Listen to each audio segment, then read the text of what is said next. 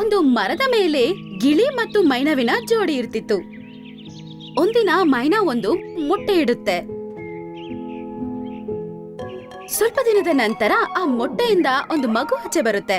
ಇಬ್ರು ಆ ಮಗುನ ನೋಡಿ ತುಂಬಾನೇ ಸಂತೋಷ ಪಡ್ತಾರೆ. ಆ ಮಗುಗೆ ಮಿಟ್ಟು ಅಂತ ಇಡ್ತಾರೆ. ಮಿಟ್ಟು ದೊಡ್ಡವನಾಗ್ತಾ ಆಗ್ತಾ ಗಿಳಿ ಮತ್ತು ಮೈನವಿನ ಚಿಂತೆ ಹೆಚ್ಚಾಗುತ್ತೆ. ಯಾಕಂದ್ರೆ ದಿನೇ ದಿನೇ ಅವನು ತುಂಬಾನೇ ನಾಟಿ ಆಗ್ತಿದ್ದ. ಒಂದಿನ ಅವನು ಗುಹೆ ಮುಂದೆ ಶೇರ್ ಖಾನ್ ಕೂತಿರೋದನ್ನ ನೋಡ್ತಾನೆ. ಶೇರ್ ಖಾನ್, ನೀವು ಕಾಡಿನ ರಾಜಾನಾ? ಹಾ, ನಾನು ಕಾಡಿನ ರಾಜ. ನಿಮ್ಮನ್ ನೋಡಿದ್ರೆ ಹಾಗೆ ಗೊತ್ತಾಗಲ್ಲ. ಅಂದ್ರೆ ನಿಮ್ಮಂತ ಪ್ರಾಣಿ ರಾಜ ಆಗೋಕ್ ಸಾಧ್ಯನಾ? ಏನ್ ಹೇಳ್ತಾ ಇದ್ಯಾ ನೀನು? ಅದು ಏನಂದ್ರೆ ನೀವು ಇಷ್ಟು ದೊಡ್ಡವರಾಗಿದ್ದೀರಾ ಮತ್ತೆ ತೋರ ಇದ್ದೀರಾ, ಸ್ನಾನನೂ ಮಾಡಲ್ಲ. ನಿಮ್ಮಂತವ್ರನ್ನ ಯಾರ ರಾಜ ಮಾಡಿದ್ರು?